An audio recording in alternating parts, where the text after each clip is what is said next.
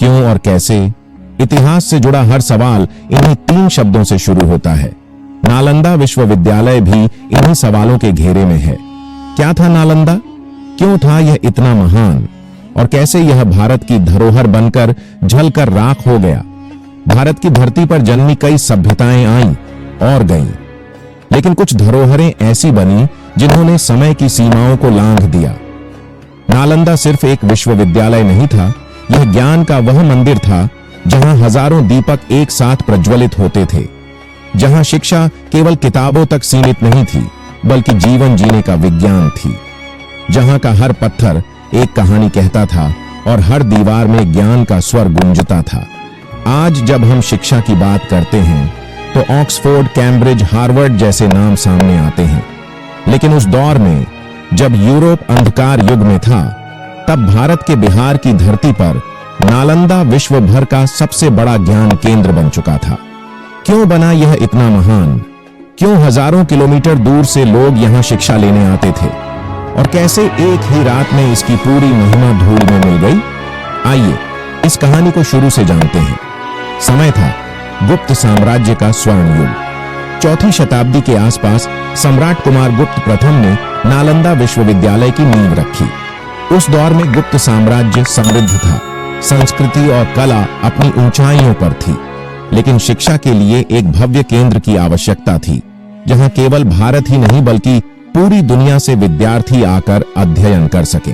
कहा जाता है कि नालंदा नाम 2 शब्दों से बना है, ना और आलंदा, जिसका अर्थ है जिसमें कभी अंत न हो, यानी ऐसा स्थान जहां शिक्षा और ज्ञान का कभी अंत न हो।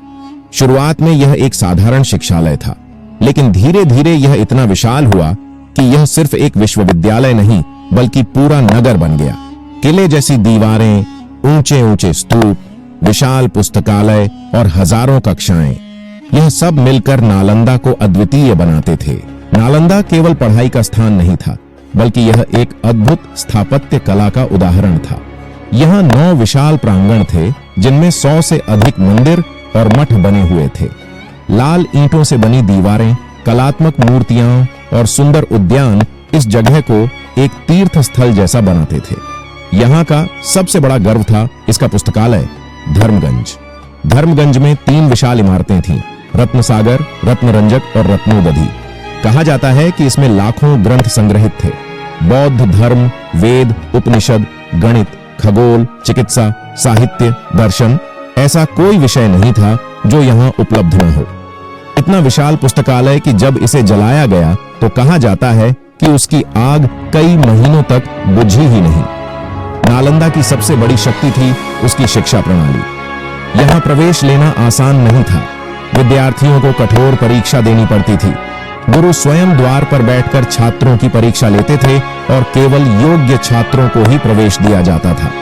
यहाँ पढ़ने वाले विद्यार्थी केवल भारत से नहीं आते थे, चीन, Japan, Korea, Indonesia, Sri Lanka, Mongolia और यहाँ तक कि फारस से भी विद्यार्थी यहाँ शिक्षा लेने आते थे।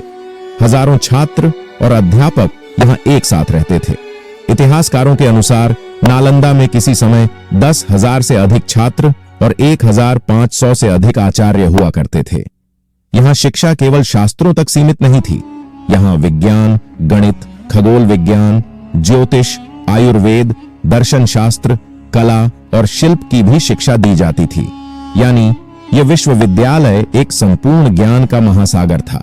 नालंदा विश्वविद्यालय का बौद्ध धर्म से गहरा संबंध था।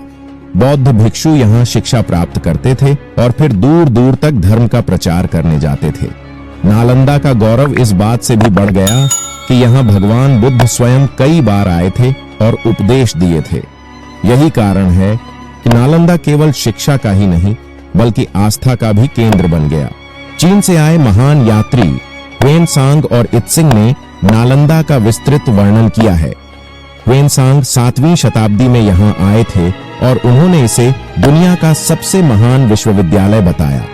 उनके अनुसार नालंदा में विद्यार्थियों के लिए अलग अलग मठ थे, हर जगह अध्ययन की गूंज थी और पुस्तकालय इतना विशाल था कि उसकी बराबरी कोई नहीं कर सकता था। लेकिन हर महानता की तरह नालंदा की महिमा भी स्थायी नहीं रही। 12वीं शताब्दी में जब तुर्क सेनापति बख्तियार खिलजी ने बिहार पर आक्रमण किया, तब उसकी नजर नालंदा पर भी पड़ी। खिलजी को ज्ञान से कोई सरोकार नहीं था, वह केवल तलवार और सत्ता की भाषा समझता था। कहा जाता है कि जब उसने नालंदा का पुस्तकालय देखा तो उसे लगा कि इसमें जादू टोना की किताबें हैं और उसने आदेश दिया कि इसे जला दिया जाए। लाखों ग्रंथ, हजारों वर्षों का संचित ज्ञान एक ही रात में आग के हवाले कर दिया गया। इतिहासकार लिखते हैं कि नालंदा का पुस्तकालय महीनों तक जलता रहा।